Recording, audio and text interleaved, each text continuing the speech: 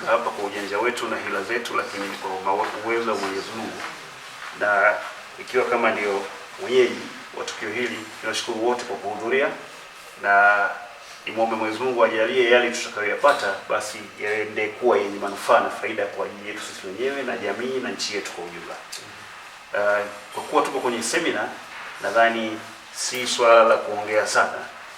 Zaidi tunachotaka sisi tuingie darasani tufundishwe. Kwa majina naitwa Omar Ibrahim, ni mratibu ambaye nafanya kazi kama kamati za amani, na tupo hapa Mbeya. Ni katika mafunzo haya, ni utaratibu wetu, mwendelezo wa utaratibu wetu wa kutoa mafunzo kwa kamati za amani za viongozi wa dini, kwa vijana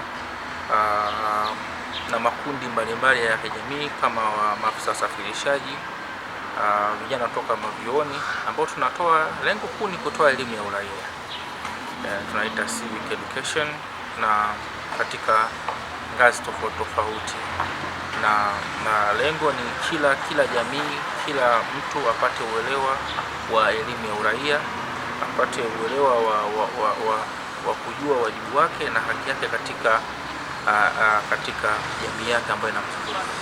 Kwa lengo kuu ni kutoa tu elimu ya uraia kwa viongozi wa dini, makundi mbalimbali ya vijana na makundi mbalimbali ya watu wenye ulemavu. Okay, labda kwa nini imelenga viongozi wa kidini? Tumelenga viongozi wa dini na makundi mbalimbali ya vijana. Tumelenga makundi ambayo yana watu. Tunasema viongozi wa dini wana waumini nyuma, lakini maafisa wasafirishaji wanakutana na watu wengi kwenye vijuo vyao, lakini tuna vijana kutoka vyuo vikuu mbalimbali humo ndani, nao tunawachukua kwa sababu kuna vijana ambao wapo ndani yao wanaongoza. Lengo la mafunzo haya yafike kwenye jamii. Kwa tumechukua watu wengi ambao wana waumini au wana watu wengi wanaowazunguka, na ndio maana ndani pia kuna wazee maarufu kutoka kwenye vile vijuo vyao, vile vijuo vya kahawa, vijuo vya drafti. Tumechukua wao ili kupeleka mafunzo yafike kwenye kila level. Unaona kwamba kuna ombwe la watu kuto kujua elimu ya uraia? Ni mwendelezo wa mafunzo ambayo tunafanya, na mafunzo haya yanatokana na kugundua kwamba wengi hawana elimu ya uraia. Tulianzia mwaka jana maeneo kama Kahama, Bariadi, Shinyanga, Tanga, Lindi, Iringa na maeneo mengi ambayo tumeyafanya, na hata hapa tumetokea Tunduma, Songwe, na tuko hapa Mbeya, na tunaendelea na mikoa mingine. Lengo ni kufikisha elimu.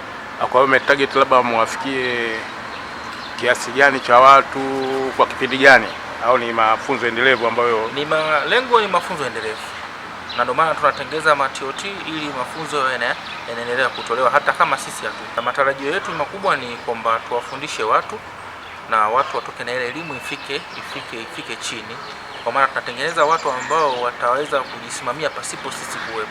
Kwa majina naitwa Musa Abdalla Ismaili, ni mwanasemina ya kamati ya amani ya viongozi wa dini mkoa wa Mbeya, ambayo imeratibiwa na BAKWATA Taifa, kwa maana Baraza Kuu la Waislamu Tanzania, ambao nafanyikia katika ukumbi wa Beako Resort uliopo Forest mkoani Mbeya. Semina hii lengo lake ni kuja kuelimisha masuala yanayohusu amani katika nchi yetu, hasa ukizingatia tarehe 29 mwezi wa 10 mwaka 2025 kulitokea machafuko ambayo yalileta uvunjifu wa amani katika nchi yetu. Baada ya pitio hilo tulilopitia, Baraza Kuu la Waislamu Tanzania BAKWATA chini ya Samaha Mufti Abubakar Zuberi bin Ali Mbwana wamekaa na kuona sasa kuna haja ya kuja kufanya semina katika mikoa yetu, hususan katika mkoa wetu wa Mbeya, ambayo imekutanisha makundi ya viongozi wa dini mbalimbali, lakini viongozi wa bajaji, viongozi wa bodaboda, wazee maarufu, watu wenye ulemavu, wanafunzi wa vyuo. Lengo ni kuendelea kuihubiri amani katika nchi yetu. Ili tuendelee kuwa na maendeleo katika nchi yetu, tunahitaji sana amani. Kwa hiyo semina hii ni muhimu sana katika kipindi hichi ambacho tulichokipitia na ambacho sasa tunatakiwa sasa tuendelee katika maisha yetu tunayoishi, kwa sababu tunaamini amani ndio kila kitu. Kwa majina yangu naitwa Hebroni Movat Mwasomora, ni askofu wa jimbo la Rungwe, kanisa la Assemblies of God Gospel Church International. Kwa kweli semina hii tuna imani nayo, ama nina imani nayo, kwa sababu kwanza ya maelezo ya awali ambayo tumearifiwa kuhusu masomo ambayo yanaendelea mahali hapa, lakini hata baada ya kufika tumeona yale yaliyoanza kuendelea kwa muda huu yanatupa uhakika ama matumaini kutokana na kizazi tulicho nacho kwa sasa, kwa kukosa hasa mwelekeo, wapi waelekee na kipi wafanye.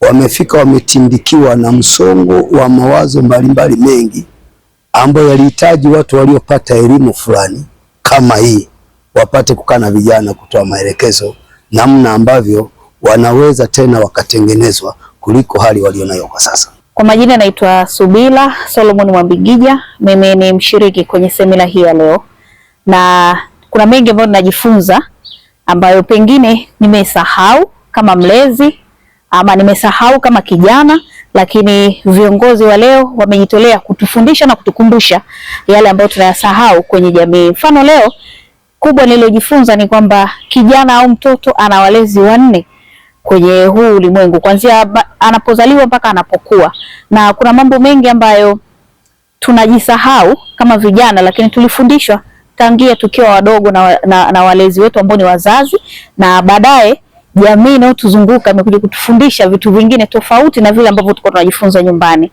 Lakini ni kwa namna gani basi tunayachambua yale ili nisimame kwenye mstari ulionyooka ambao utanisababisha na mimi niwe kioo kizuri kwa jamii inayonizunguka.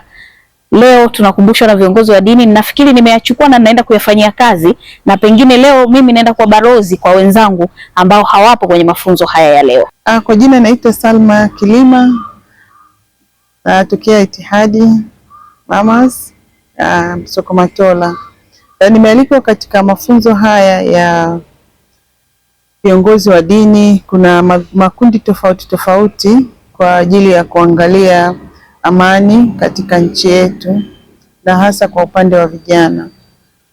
Kwa mimi ninavyoona haya mafunzo yana umuhimu sana na yatatuletea tija sana katika kizazi chetu cha sasa hivi, kwa sababu bado ndio tunaendelea na mafunzo, lakini kwa hichi ambacho nimekipata tu sasa hivi na mwelekeo naouona, kuna kitu kikubwa sana tutaondoka nacho hapa leo.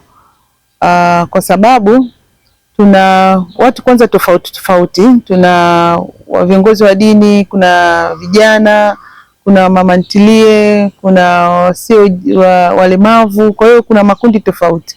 Kwa hiyo tunaangalia tatizo ni nini na jinsi gani ya kujitatua. Naitwa Sharifa Abdul hapa, mwanafunzi wa chuo cha Tanzania Institute of Accountants TIA Mbeya, kozi ya Procurement and Logistics of Management Supply. Katika semina hii nimejifunza mambo mbalimbali.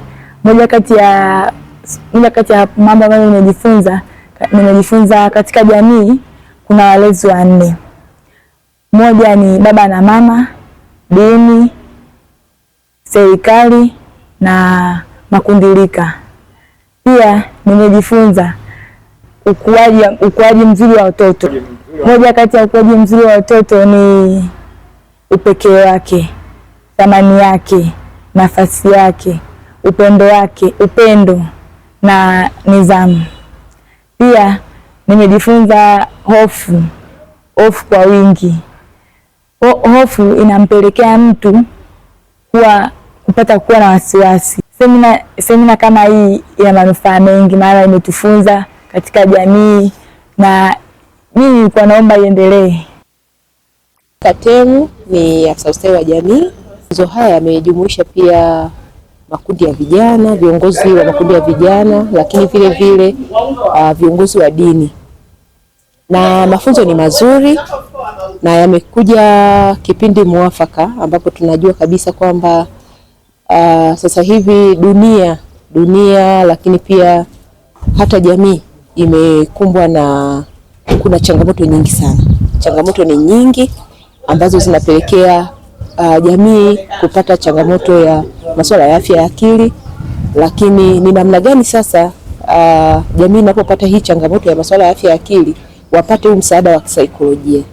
Kwa hiyo mafunzo haya yanatujengea uwezo kuhakikisha kwamba sisi pia kama wataalamu, lakini vile vile viongozi wa dini na viongozi wa makundi ya vijana wasaidie kwenda kutoa elimu kule kwenye makundi yao, kwenye waumini wao, kuhakikisha kwamba elimu inawafikia ni namna gani tunapokutana na changamoto zozote zile katika familia, katika kazi zetu, ni namna gani tunaweza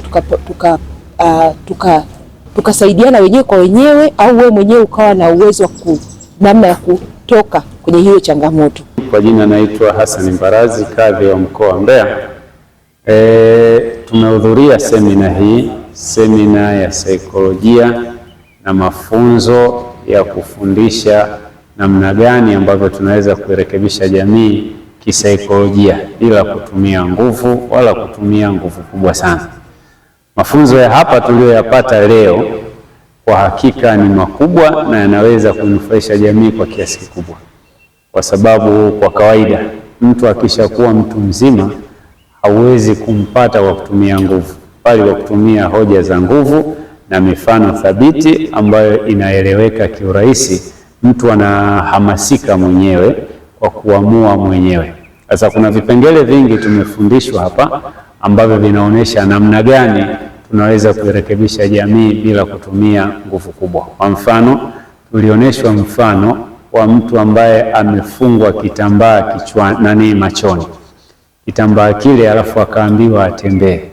Mara ya kwanza aliambiwa atembee peke yake, mara ya pili aliambiwa atembee huku akirekebishwa kwa sauti, na mara ya mwisho alitembea na mtu akiwa amemshikilia. Katika namna zile tatu tulikuwa tunafundishwa namna gani mtu ambaye hana mwongozo anavyoshindwa kufika katika malengo yake, pamoja na kuwa na malengo mazuri. Sasa ukiangalia jamii tunayoishi kwa hakika iko hivyo hivyo. Kuna watu ambao hawana lolote wanaolijua katika yale ambayo yanaweza kuathiri maisha yao na kuangukia sehemu mbaya. Lakini pia kuna watu ambao wanasikia kelele nyingi sana, TV zinawafundisha, makundi rika yanawafundisha na kadhalika. Lakini kuna watu ambao wameshikwa mkono, wana mafundisho thabiti na wanakwenda. Kwa hiyo hili jambo tunaamini litaenda kutusaidia. Lakini pia nipongeze tu, semina kama hizi ni muhimu. Sisi ambao ni viongozi wa dini na viongozi wa kijamii huwa tunakuwa tumesoma, lakini kadri muda unavyokuja tunakutana kwenye semina kama hizi, tunabadilishana uzoefu, tunaongezeana matukio mapya, tunaenda kuikabili jamii kwa vizuri na Mungu atasaidia. Tunatarajia mafanikio makubwa sana.